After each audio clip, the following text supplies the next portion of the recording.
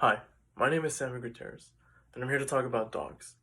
And while there's so many great things to say about them, there's one breed that sticks out to me in particular that has a bad reputation of being the most vicious dog breed in the world due to their fight history and their tragic incidents over the past. Pitbulls have the stigma that they're the most evil and aggressive dog breed in the world. So in this speech, I'm going to share with you my personal experience and some research that's going to help prove that pitbulls should not be demonized the way they are. And first, I'm going to share with you my personal experience that I have with my pit bull that actually influenced me to create this speech. Second, I'm going to share with you some misconceptions that help shape the stereotype. And third, I'm going to share with you some research that's going to help debunk this stereotype. So first, my personal experience. I've grown up with pit bulls. I've seen the loving side and the aggressive side. I currently own a pit bull named Chico. He's 3.5 years old, and he's the sweetest dog my family's ever had. But to an outsider's perspective, he's a ticking time bomb ready to explode at the first sign of aggression and irritation. When I walk Chico, every single day we walk and we run into the same problem. People walking towards him will walk across the street or do what they can to walk around him, and he's caused no harm ever in his life.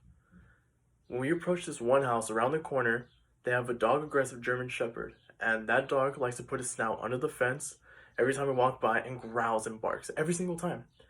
And my dog just runs away. He doesn't know what to do. He just runs away.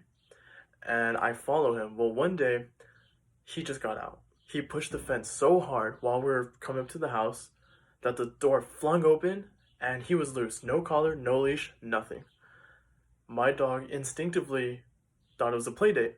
But when the dog hurled at him, front teeth out and everything, my dog instantly bolted out of the way as far as leash would take him, leaving me vulnerable. And when the dog lunged at me, I did what I had to do to defend myself. I kicked the dog really hard, caused it pain because it ended up running back into the house.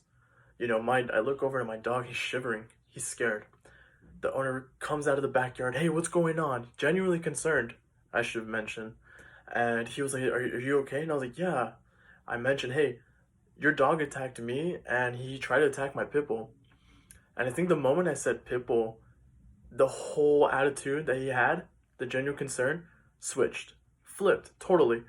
Because he said, oh, the thought process, the stereotype kicked in. Oh, no, your dog, my dog only acts like that when your dog walks by. Which is super weird. I don't know why specifically my dog. And before he can even call me, he said, I'm going to call the cops and they're going to shoot your dog. Well, hold on. That instantly gave me frustration. It gave me a little bit of anxiety. And honestly, my blood was boiling. My head was fuming because that's completely untrue. But I think that if the cops were actually come through, I could lose my dog because without any proof, the neighbor would have told the cops that they would have probably shot my dog because they believe in the stereotype. It's so heavily programmed in their minds that we wouldn't even stand a chance. And a part of me got scared because I was gonna potentially lose my best friend. Fortunately, a neighbor walking by was a witness. She saw everything.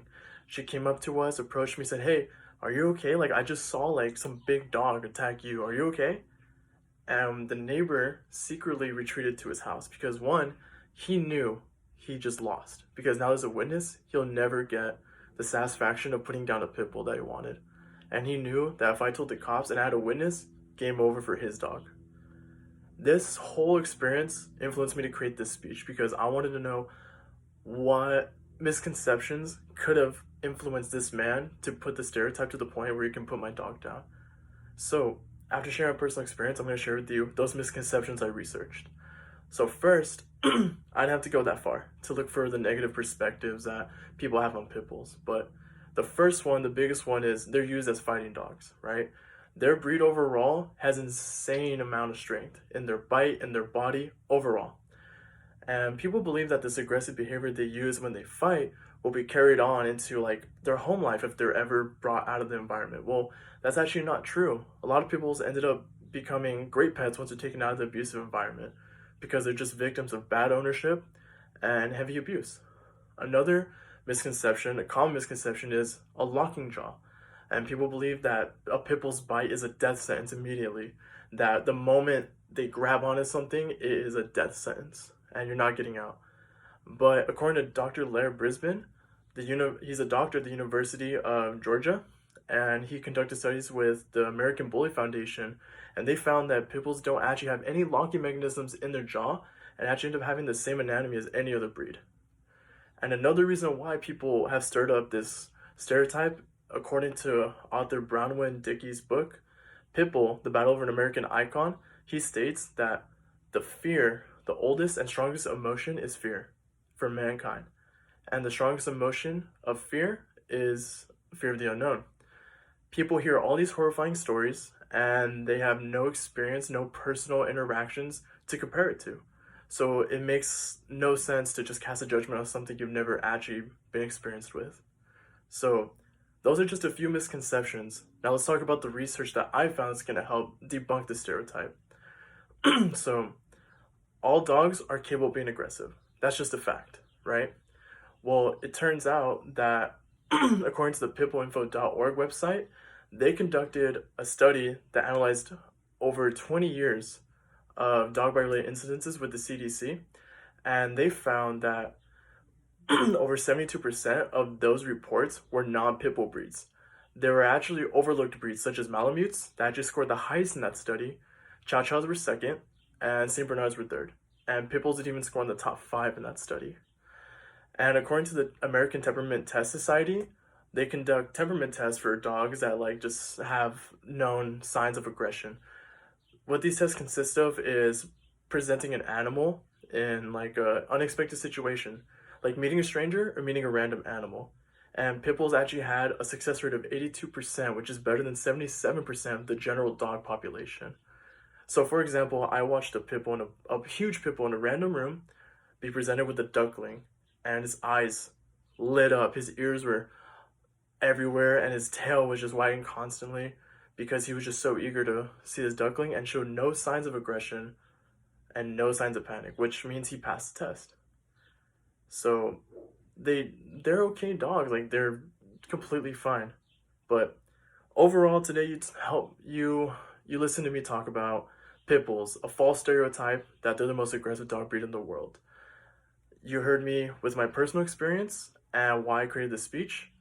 I talked to you about some misconceptions that might have helped shape the stereotype, and I talked to you about some research that should help debunk the stereotype. But the truth is, all dogs are individuals.